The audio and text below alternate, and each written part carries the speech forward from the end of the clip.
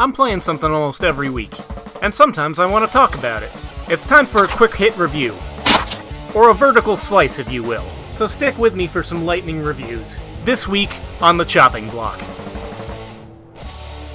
I love Pokemon. I've had a long-standing history with the franchise and blah blah blah blah. If you've seen my This Week video on Pokemon Shield, then you know where I'm going. I've played most of the mainline entries, but that's where the majority of my passion lies. But what about the spin-off titles? My experiences with the spin-off games is actually rather limited. I haven't really put any serious time into the Mystery Dungeon or Ranger series, and the only two spin-offs that I've ever spent any serious time in were the original Pokemon Stadium and the original Pokemon Snap, both on N64. About 22 years later, we now have another Pokemon Snap entry, and it was about freaking time! The Nintendo Wii U could have been a great console for another attempt at the series, but considering the experimentation with that system setup led to dumpster fires like Star Fox Zero, maybe we're better off. Speculation aside, the original Pokemon Snap was an enjoyable and simple game. It wasn't incredibly deep, long, or content-rich, but what was there was perfectly fine and an excellent proof of concept. Over 2 decades later, I am thoroughly happy to see it getting another attempt, although I have to admit that upon starting the game I was a little unnerved by the art style of the NPC human assistants.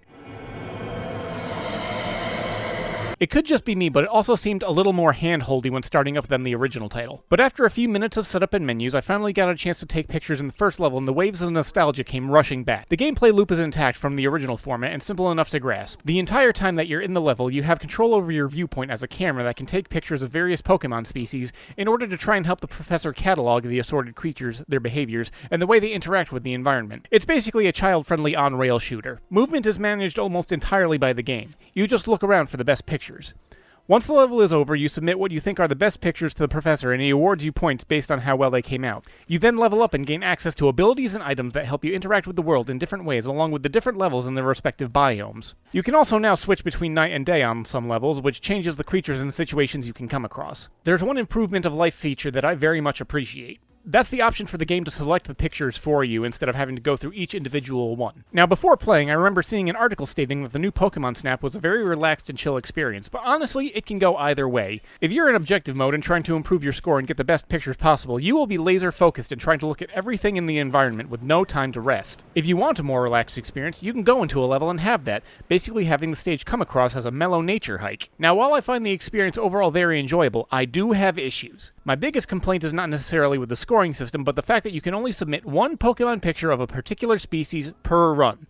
This is particularly annoying when each species that you can take a picture of has 4 slots with different rankings, and if you've scored multiple pictures that round, with each one coming to different rankings, then you can only pick one, which comes across as an unnecessarily arbitrary way of lengthening gameplay by making you do a level multiple times just so you can get 4 pictures of a Pokemon with a picture for each rank. It's also worth noting that on the first boss level, taking pictures of one of the new Illumina Pokemon, once I got to the grading screen, it told me that I received level 3 rank pictures, but for some reason they were blocked off, which seems like a rather contradictory message. The scoring system encourages you to get the most amazing pictures you can, but when you're presented with ones that are objectively better than others, you're told without reason that they aren't submittable. Next, the individual levels can also get old pretty fast. You're consistently moving at a pretty mellow pace, so if you're in a twitchy hyper-observational mode, then there's the possibility of stretches in a level that will leave you desperately looking for the next opportunity for anything to happen. This is mitigated later in the game when you get more options that give you direct control on your pacing, but that doesn't change the fact that it can make early levels drag unnecessarily. Lastly, when the original Pokemon Snap came out, it made sense for there to be restrictions on how many pictures you could take per level since the world was still mostly operating off of film. However, we are now thoroughly entrenched in the digital age, with any number of devices having expandable drives where you can hold literally thousands of pictures, so limiting the player again seems like a rather arbitrary method of making sure the player is forced to stick around. Maybe playtesting revealed that the removal of that limitation also removed some of the fun or tension, but I feel frustrated having to play a level over just because I got a little overzealous trying to get some particularly good shots early on. So ultimately, what do I think? In spite of the aforementioned issues, I kinda like it. Like its predecessor, it's not terribly deep. While it is significantly longer than the original game, that comes from a significant degree of design decisions that mandate heavy repetition that begins to straddle the line of tedium. But at the same time, it's simple, uncontroversial, wholesome fun with plenty of replayability thanks to an abundance of small variations from run to run.